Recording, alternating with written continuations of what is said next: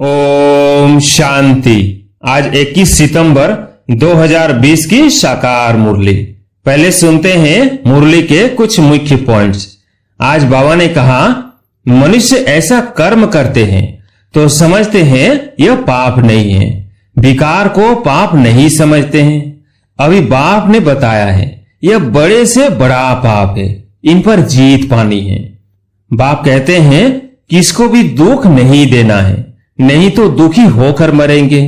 बाप प्यार का रास्ता बताते हैं, मनसा में आने से वो शकल में भी आ जाता है। फिर आगे बाबा ने कहा, जो अच्छी रीति समझते और समझाते हैं वो सर्विस पर लगे रहते हैं। बाबा ने कहा, यहाँ तुम बच्चों को शिक्षा मिलती है, कोई क्रोध करे तो तुम उन पर फूल चढ़ाओ, प्यार से समझाओ। यह भी एक भूत है, बहुत नुकसान कर देंगे। क्रोध कभी नहीं करना चाहिए। सिखलाने वाले में तो क्रोध बिल्कुल नहीं होना चाहिए। अब मुरली सुनते हैं विस्तार से। मीठे बच्चे, संगम पर तुम्हें प्यार का सागर बाप प्यार का ही बरसा देते हैं, इसलिए तुम सबको प्यार दो, गुस्सा मत करो। आज का प्रश्न, अपने रजिस्टर को ठीक रखने के लिए बाप ने तुम्हें कौन सा रास्ता बताया है? उत्तर, प्यार का ही रास्ता बाप तुम्हें बतलाते हैं, सीमत देते हैं। बच्चे, हर एक के साथ प्यार से चलो, किसी को भी दुख नहीं दो। कर्मेंद्रियों से कभी भी कोई उल्टा कर्म नहीं करो। सदा यही जांच करो कि मेरे में कोई आसुरी गुण तो नहीं है, मूढ़ी तो नहीं हूं, कोई बात में बिगड़ता तो नहीं हूं। आज का गीत है, यह वक्त जा रहा है। ओम शांति। मीठे मीठे रूहानी बच्चों ने गीत सुना। दिन प्रतिदिन अपना घर अथवा मंजिल नजदीक होती जाती है। अब जो कुछ श्रीमत कहती है उसमें गफलत न करो। बाप का डायरेक्शन मिलता है कि सबको मैसेज पहुंचाओ। बच्चे जानते हैं लाखों करोड़ों को यह मैसेज देना है। फिर कोई समय आ भी जाएंगे जब बहुत हो जाएंगे तो बहुतों को मैसेज देंगे। बाप का मैसेज मिलना तो सबको है। मैसेज है बहुत सहज, सिर्फ बोलो, अपने को आत्मा समझ बाप को याद करो। और कोई भी कर्मेंद्रियों से मनसा वाचा कर्मणा कोई बुरा काम नहीं करना है। पहले मनसा में आता है तब वाचा में आता है। अभी तुमको राइट रॉन्ग समझने की बुद्धि चाहिए। यह पुण्य का काम है, यह करना चाहिए। दिल में संकल्प आता है गुस्सा करे। अब बुद्धि तो मिली है, अगर गुस्सा करेंगे तो पाप बन जाएगा। बाप को याद करने से पुण्य आत्मा बन जाएंगे। ऐसे नहीं, अच्छा अभी हुआ फिर नहीं करेंगे, ऐसे फिर कहते रहने से आदत पड़ जाएगी। मनुष्य ऐसा कर्म करते हैं तो समझते हैं यह पाप नहीं है, विकार को पाप नहीं समझते हैं। अभी बाप ने बताया है यह बड़े से बड़ा पाप है, इन पर जीत पाना है। और सबको बाप का मैसेज देना है कि बाप कहते हैं मुझे याद करो, मौत सामने खड़ा है।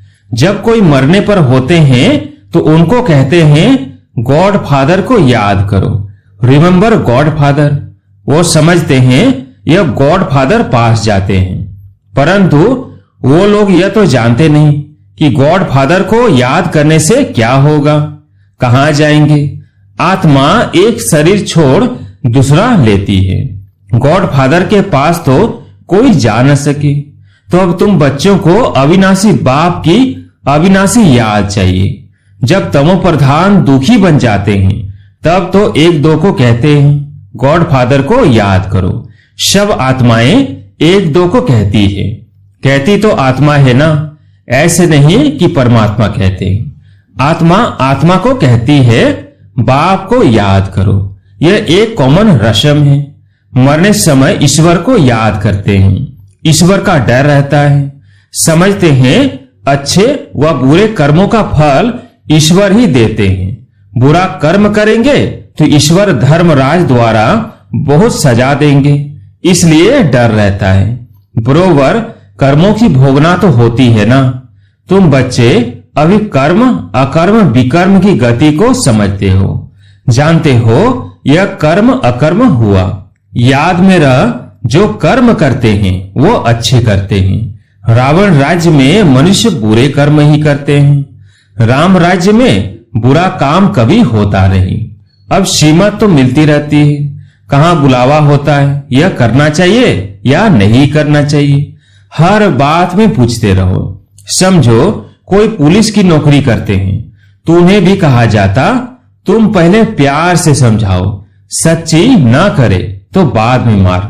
प्यार से समझाने से हाथ आ सकते हैं, परंतु उस प्यार में भी योग बल भरा होगा तो उस प्यार की ताकत से कोई को भी समझाने से समझेंगे।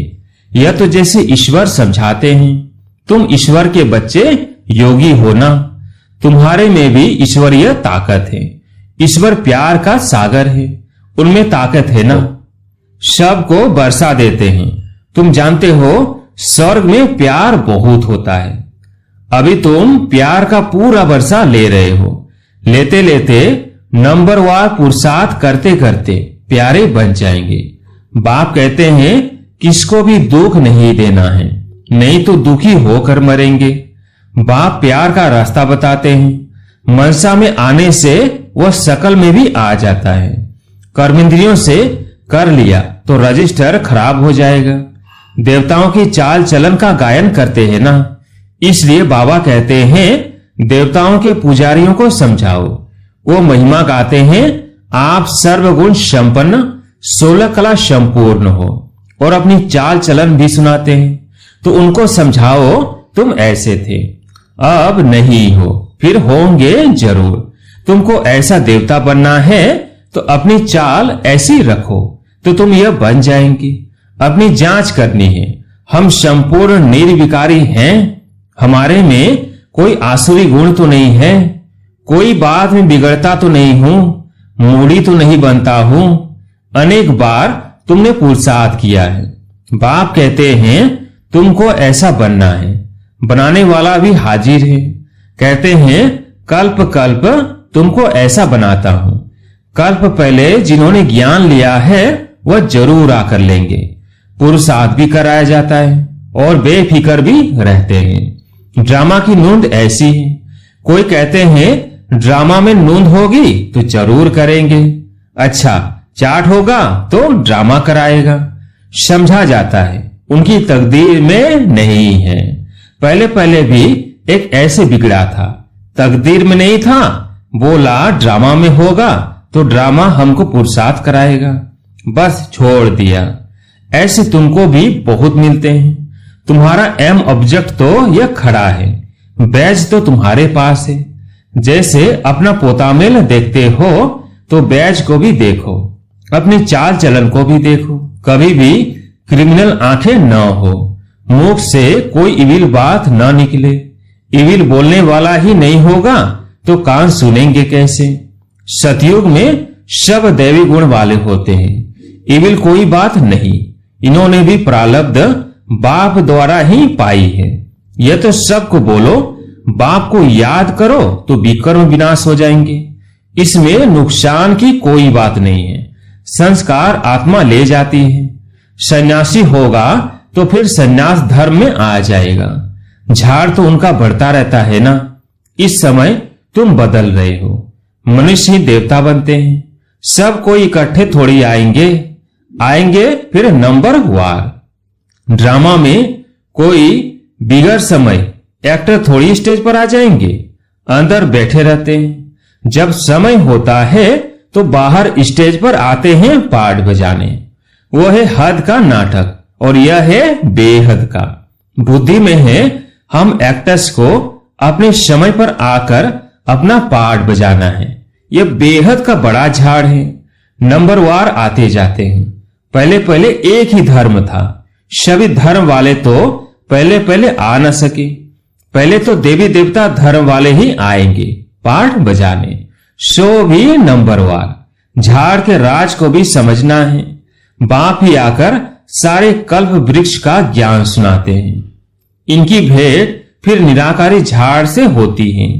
एक बाप ही कहते हैं मनुष्य सृष्टि रूपी झाड़ का बीज मैं हूं। बीज में झाड़ समाया हुआ नहीं है, लेकिन झाड़ का ज्ञान समाया हुआ है। हर एक का अपना अपना पार्ट है।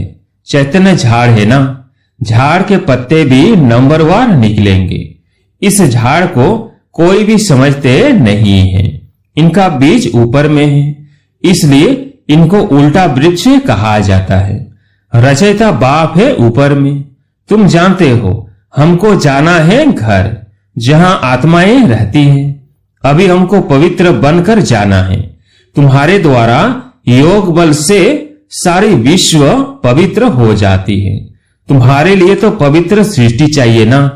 तुम पवित्र बनते हो तो दुनिया भी पवित्र बनानी पड़े। सब पवित्र हो जाते हैं। तुम्हारी बुद्धि में है, आत्मा में ही मन बुद्धि है ना। चैतन्य है, आत्मा ही ज्ञान को धारण कर सकती है। तो मीठे मीठे बच्चों को यह सारा राज बुद्धि में होना चाहिए। कैसे हम पुनर्जन्म लेते हैं। 84 का चक्र तुम्हारा पूरा होता है तो सबका पूरा होता है। सब पावन बन जाते हैं। यह अनादि बना हुआ ड्रामा है। एक सेकंड भी ठहरता नहीं है। सेकंड बाय सेकंड जो कुछ होता है सो फिर कल्प बाद होगा। हर एक आत्मा में अविनाशी पार्ट भरा हुआ है। वो एक्टर्स करके 2 से 4 घंटे का पार्ट बजाते हैं। यह तो आत्मा को नेचुरल पार्ट मिला हुआ है। तो बच्चों को कितनी खुशी होनी चाहिए। अतीन्द्रिय सुख अभी संगम का ही गाया हुआ है। बाप आते हैं 21 जन्मों के लिए। हम सदा सुखी बनते हैं। खुशी की बात है ना। जो अच्छी रीति समझते और समझाते हैं वो सर्विस पर लगे रहते हैं। कोई बच्चे खुद ही अगर क्रोधी है तो दूसरे में भी परवेशता हो जाती है। ताली 2 हाथ की बजती है। वहां ऐसे नहीं होता। यहां तुम बच्चों को शिक्षा मिलती है। कोई क्रोध करे तो तुम उन पर फूल चढ़ाओ, प्यार से समझाओ। यह भी एक भूत है, बहुत नुकसान कर देंगे। क्रोध कभी नहीं करना चाहिए। सिखलाने वाले में तो क्रोध बिल्कुल नहीं होना चाहिए। नंबरवार पुरुषार्थ करते रहते हैं। किसका तीव्र पुरुषार्थ होता है, किसका ठंडा। ठंडे पुरुषार्थ वाले जरूर अपनी बदनामी करेंगे। कोई में क्रोध है तो जहां जाते हैं वहां से निकाल देते हैं। कोई भी बदचलन वाले रह नहीं सकते।